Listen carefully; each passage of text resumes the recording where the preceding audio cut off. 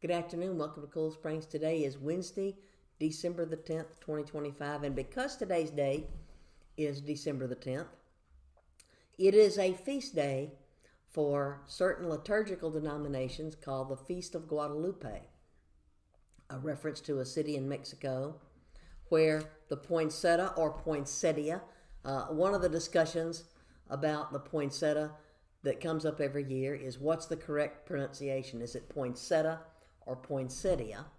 And this is something that you can do as an activity with your own families at Christmas time. So actually today I'm going to give you some questions that I'm not going to give you the answers to, because I want you to have the opportunity to go and spend some time with your family focusing on Jesus as the reason for the season. And one of the things that you can point out to your family members, particularly if your church is one that decorates the sanctuary during the Advent and Christmas season with poinsettias, why do they use red? Because you can also get them in kind of a light yellow, whitish type color. Why do they decorate the sanctuary with poinsettias at this time of year? It's a good question that you can ask even a younger elementary school student and let them go look it up on their phones or in books, whatever it is you've got, to help them understand what the Feast of Guadalupe, which is a Christian celebration, is all about. Why is the poinsettia specifically associated with Christmas? You don't see this flower being put in churches around, say, Valentine's Day. Obviously, red and green are colors that are used a lot at Christmas. So that's one of the things you can point out is, why do we put, for example, I'm sitting here in the classroom where we do the adult Bible study, and the door is open so I can look out into the fellowship hall and I can see our Christmas tree in the fellowship hall. And our Christmas tree in the fellowship hall has ribbons and balls of different colors, so I can see a lot of red and gold and silver and a lot of multicolored balls on the Christmas tree. But if I walk into the sanctuary and I look up to see the tree that's in the sanctuary, that tree only has white chrism ornaments on it. The colors on the balls on the tree that I'm looking at here in the fellowship hall represent the different kinds of fruits that come from trees.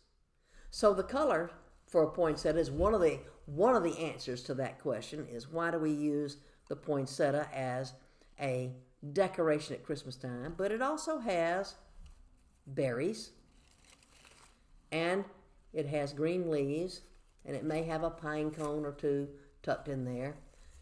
Have them look up and discover as a family what the Feast of Guadalupe was about, why this particular flower came to be associated with the Christmas season, so that you can start letting your family know there's a reason why we do a lot of the things that we do at Christmas.